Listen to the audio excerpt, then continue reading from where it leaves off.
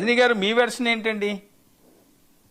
Sir ఇది గతంలో కూడా వినూత కోట గారి మీద ఇలాగే ఒక మర్డర్ కేసు బనాయించినప్పుడు గౌరవ పార్టీ అధ్యక్షుల వారు ఒక లెటర్ రిలీజ్ చేశారు.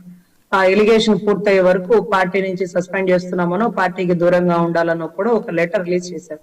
తర్వాత చెన్నై కోర్టు ఆ అమ్మాయికి ఇమీడియట్ గా కూడా విత్ ఇన్ ద స్పాట్ అంటే విత్ ఇన్ షార్ట్ పీరియడ్ అనమాట, ఆధారాలు లేదే మర్డర్ కేసులో అంత తొందరగా బెయిల్ రాదు, వాళ్ళు ఏ ఆధారాలు ప్రొడ్యూస్ చేయలేకపోయారు, బెయిల్ వచ్చింది. ఈ రోజు కూడా వాళ్ళు ఆ కేసుని క్లియర్ చేసుకునే ఏఐ ఈ టెక్నాలజీ అసలు ఎటువంటి పోకడలకు పోతుంది? అసలు ఏది నిజమో ఏది అబద్ధమో తెలియని సిచ్యువేషన్.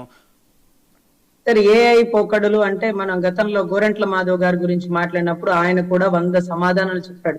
దరిద్రం ఏంటంటే నా బాడీ కాదు, నాకు ఇంకొకటి, ఇవన్నీ కూడా మాట్లాడారండి. చాలా చీదరగా అనిపించింది. ఇప్పుడు విషయం ఏంటంటే ఇది కూడా ఏఐ అనడానికి కారణాలు ఏంటంటే అక్కడ ఏదైతే పక్కన ఉండేటటువంటి ఫోటోలు ఇవన్నీ మార్ఫింగ్ చేసినారు అని అనొచ్చు.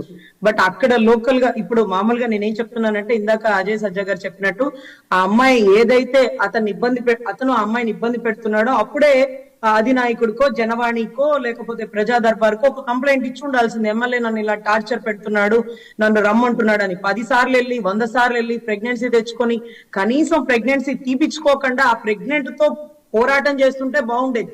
అతను చెప్పాడు కదా అని ప్రెగ్నెన్సీ నేను తీపిచ్చేసుకున్నాను అంటూ ఇప్పుడు వెలుగులోకి వచ్చి గతానికి సంబంధించిన వీడియో కాల్స్ అన్ని అలా వీడియో కాల్స్ ప్రొటెక్ట్ చేయాలంటే ముందుగానే ప్రీ ప్లాన్డ్ స్కెచ్ గా పెట్టుకోవాలి. ఇప్పుడు నేను మీతో మాట్లాడుతుంది ఇంకో కెమెరా పెట్టి మన ఇద్దరం మాట్లాడినది వీడియో తీసి వాళ్ళు సెక్యూర్ గా పెట్టుకోవాలి.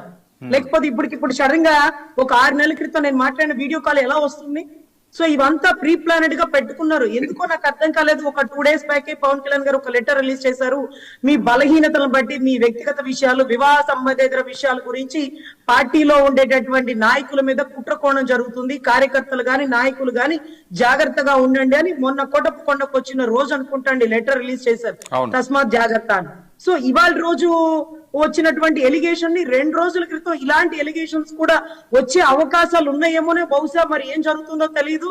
ఆయన లెటర్ అయితే రిలీజ్ చేశారు. ఇవాళ జరిగిన ఎలిగేషన్ ఆ అమ్మాయి ఓపెన్ గా అతను అలాంటి వాడు ఇలాంటి వాడు అంటే ఇవ్వమనండి, కంప్లైంట్ ఏముంది దాంట్లో, తప్పు ఇవ్వమనండి, ఎంక్వైరీ చేస్తారు. నిజంగా అతను తప్పు చేస్తే పనిష్మెంట్ అనుభవిస్తాడు.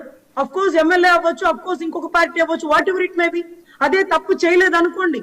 నిన్నటి రోజు కేరళ వీడియో చూసినారా? ఆ అబ్బాయి నన్ను అలా తాకాడు ఇలా తాకాడు అని వీడియో పెట్టింది. ఆఖరికి ఈవిడే పోయి తాక్కుని వచ్చింది. ఆఖరికి ఆ నింద మోపిన వాడు, ఎవరైతే నింద పడిన వాడు సూసైడ్ చేసుకొని చనిపోయాడు. ఇప్పుడు ఆ అమ్మాయిని అరెస్ట్ చేసినారు. పోయిన ప్రాణం వెనక్కి రాదు కదా. ఒక మహిళ చెప్పగానే ఇదే నిజం ఇదే అబద్ధం అని తేల్చకండి, ఎంక్వైరీ చెయ్యండి, విచారణ చెయ్యండి. అది నిజమైతేనే చట్టరీత్యా చర్యలు తీసుకోండి. కానీ ఈ మాదిరి ట్రోలింగ్లు కూడా చేయకూడదు. ఎందుకంటే ఆ అమ్మాయి ముఖం మాత్రం ముసుకేసి ఆ అబ్బాయిని ఎక్స్పోజ్ చేసి చూపించడం కరెక్ట్ కాదు. గతంలో కేరళది కూడా అలాగే చేశారు. సిగ్గుతో తలదించుకొని మా అధినాయకుడికి మాట వస్తుందో లేకపోతే నా వల్ల పార్టీకి చెడ్డ పేరు వస్తుందో అని అతను ఏదైనా చేసుకున్నాక ఆ అమ్మాయి కరెక్ట్ కాదని తెలిసాక అప్పుడు వెనక్కి వస్తుందా పోయిన ప్రాణం? కేరళలో ఇన్సిడెంట్ అదే కదా జరిగింది. మీరు నిజానిజాలు తెలకుండా ఇలా మీడియా ప్రసంగాలు కానీ ఏది కానీ పెట్టకూడదు.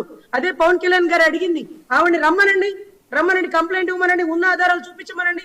ఇప్పుడు ఎందుకు బయటకు వచ్చింది? పెళ్లి చేసుకుంటానని చేసుకోలేదా? ఆవిడకి ఆల్రెడీ భర్తతో విడాకులు అయిపోయిందా? ఇతను ఎలాగో పెళ్లి కాలేదు కదా. ఒకవేళ చేసుకుంటానంటే చేసుకోమనండి. ఎందుకు చేసుకోనన్నాడో పిలిపించి అడగమనండి. ఏది తేల్చకుండా అటువంటి స్టేట్మెంట్లు ఇచ్చి ఒక అధినాయకుడికి సంబంధించిన పార్టీని మీద బురద చల్లాలనుకుంటే అది ఆకాశం మీద ఉమ్మూసినట్టేనండి. ఆడబిడ్డకి జరిగిన అన్యాయాన్ని ప్రశ్నిద్దాం, ఆవిడికి తగ్గ న్యాయాన్ని చేకూరుద్దాం. ఒకవేళ ఆవిడే తప్పు చేస్తే ఎవరు చెప్తే చేశారనేది కూడా వెలుగులోకి తీసుకువద్దాం. కృష్ణాంజలి గారు రెస్పాండ్. ఇవి బాగా పెరిగిపోతున్నాయి రాజకీయ నాయకులవి.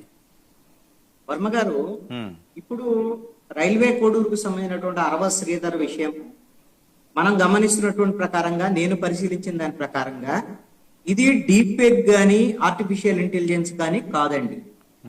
ఇంతవరకు నేను చెప్పగలను నాకున్నటువంటి అవగాహన మీద. వీళ్ళిద్దరి మధ్య